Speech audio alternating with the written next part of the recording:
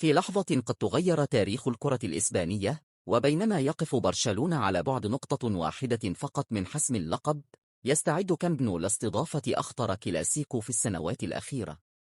3. الفريق الكتالوني يحتاج إلى نقطة واحدة فقط للتتويج، بينما يسعى الريال لتأجيل الحسم. هل سيحتفل مشجعو البارسا في وجه غريمهم التاريخي؟ أم أن ريال مدريد سيفسد الحفل ويبقي على شعلة الأمل مشتعلة ولو لأسبوع إضافي؟ ما ستشاهدونه الآن ليس مجرد تحليل، إنها خريطة كاملة لما سيحدث في هذه الليلة التاريخية. 3. 14.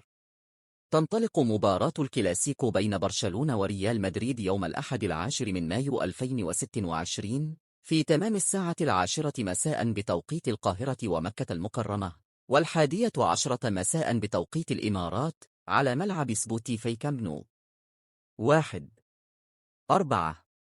هذا اللقاء يأتي ضمن الجولة 35 من الدوري الإسباني، وهي الجولة التي قد تشهد تتويجا تاريخيا أو انقلابا دراميا في حسابات الموسم. والسؤال الذي يطرحه كل مشجع في الوطن العربي: أين يمكنني مشاهدة هذه المباراة؟ 3. تنقل شبكة قنوات بي إن سبورت مباراة الكلاسيكو ضمن منافسات الدوري الإسباني موسم من 2025 إلى 2026، حيث من المقرر إذاعة اللقاء عبر قناة بين سبورتس 1 باعتبارها الناقل الحصري للمسابقة في المنطقة. 24. البث الرقمي متاح أيضا عبر توتيف وبين كينكت لمن يفضلون المشاهدة عبر الإنترنت. لكن دعونا ندخل في صلب الموضوع.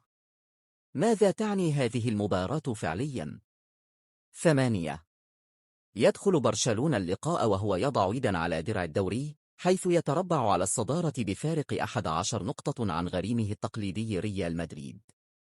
الفريق الكتالوني يملك رصيد 88 نقطة من 34 مباراة، حقق خلالها 29 فوزا وتعادلا واحدا بينما تلقى 4 هزائم فقط.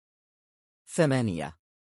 في المقابل، يمتلك ريال مدريد 77 نقطة من 34 مباراة، جمعها من 24 فوزا و5 تعادلات و5 هزائم.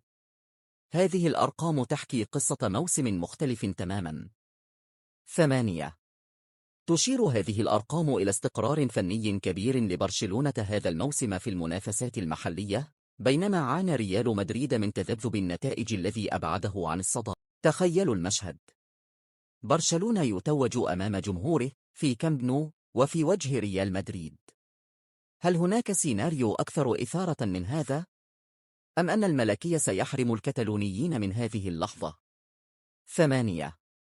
تأتي هذه المباراة في وقت حساس جدا للطرفين، فبعد خروج القطبين من ربع نهائي دوري أبطال أوروبا وفقدان فرصة المنافسة على كأس ملك إسبانيا، لم تبق لعمالقة إسبانيا سوى لقب الليغا لإنقاذ الموسم من الخروج بصفر ألقاب كبرى.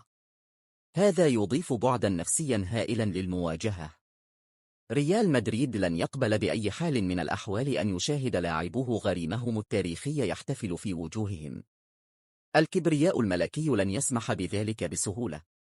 والآن ننتقل إلى الجزء الذي ينتظره الجميع: التشكيلات المتوقعة.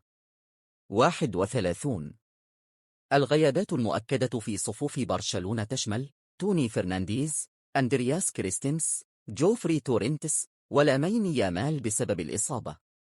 غياب يامال تحديدا يعتبر ضربة موجعة للبرسا، فالنجم الشاب أصبح ركيزة أساسية في الهجوم. 31. أما في صفوف ريال مدريد، فقائمة الغيابات طويلة ومؤلمة: داني سيبايوس، فيرلاند ميندي، تيبو كورتوا، دانييل كارفاخال، إيدر ميليتاو، أردا جولر، كيليان مبابي، ورودريغو. نعم، قرأتم ذلك صحيحا. مبابي ورودريغو غائبان عن هذا الكلاسيكو المصيري. 10. ريال مدريد أعلن إصابة كيليان مبابي في الفخذ الأيسر، وهو ما يضعف الخيارات الهجومية للملكي بشكل